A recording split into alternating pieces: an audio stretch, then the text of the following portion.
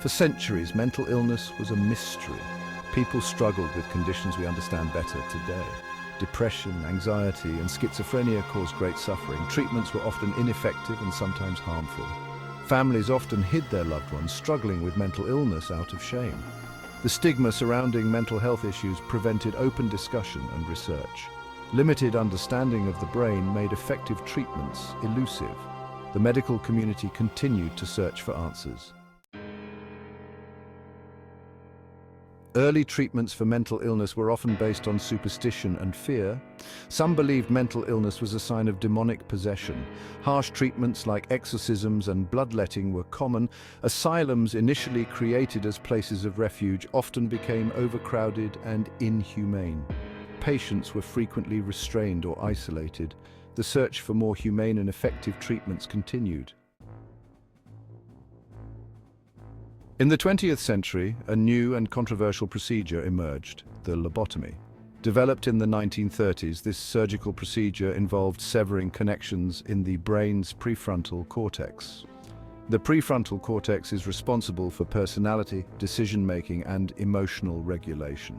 Doctors believed that by disrupting these connections, they could alleviate the symptoms of severe mental illness.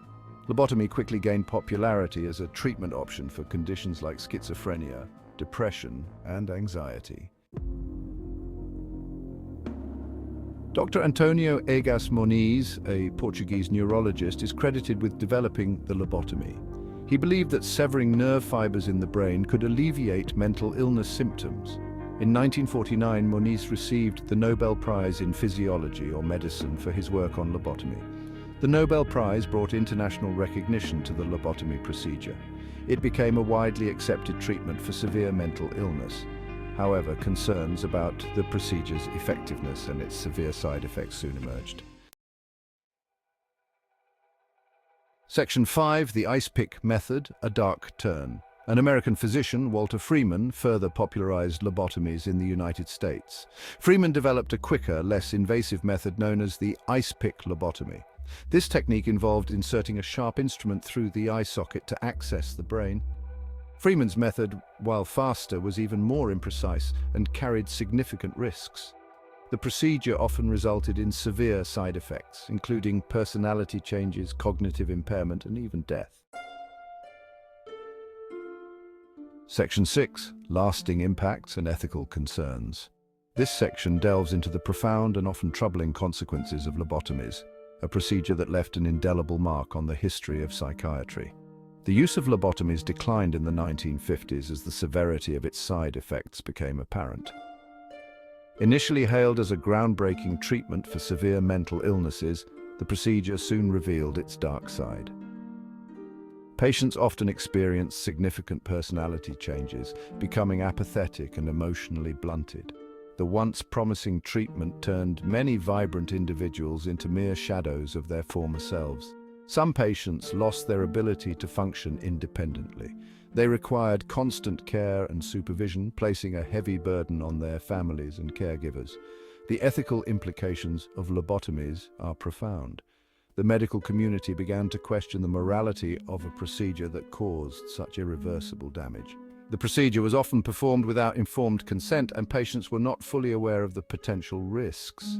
Many were subjected to lobotomies without a clear understanding of what the surgery entailed or the possible outcomes.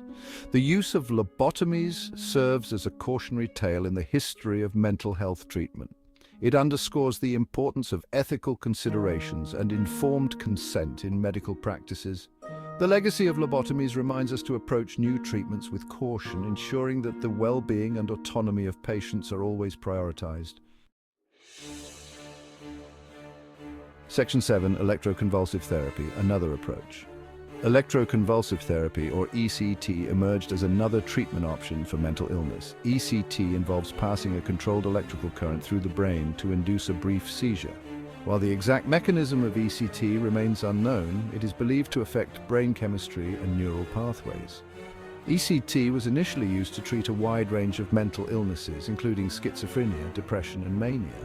However, early forms of ECT carried significant risks, including memory loss, confusion, and physical injuries.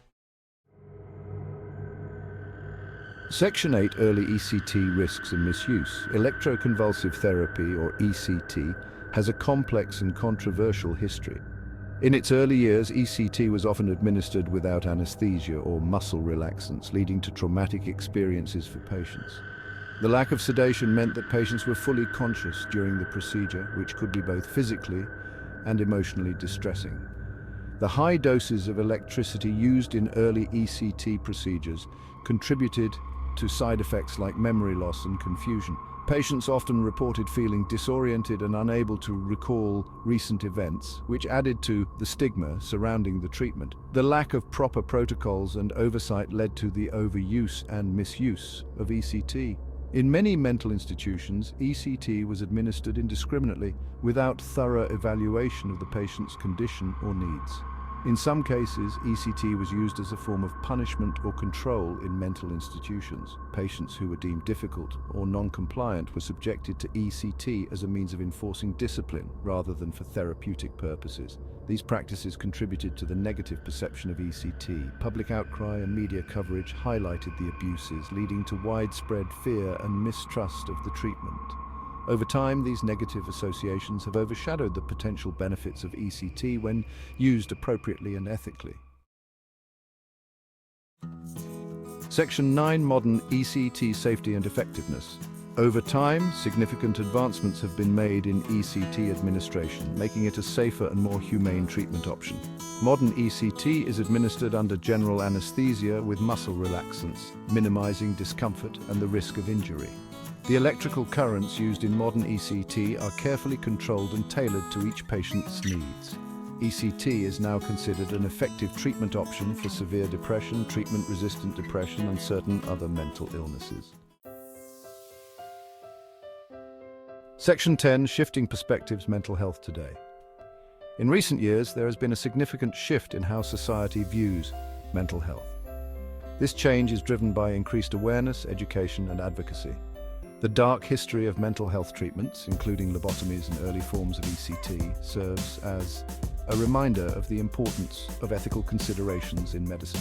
These practices, once considered cutting-edge, now highlight the necessity for humane and scientifically sound approaches. It highlights the need for ongoing research, informed consent, and compassionate care for those with mental illness. Modern research is focused on understanding the complexities of the human brain and developing treatments that are both effective and respectful of patients' dignity. Today, mental health is viewed through a more humane and scientific lens. Therapists and psychiatrists work collaboratively with patients to create personalized treatment plans that address individual needs and circumstances. Medications, therapy, and brain stimulation therapies like ECT are used to treat a wide range of mental health conditions.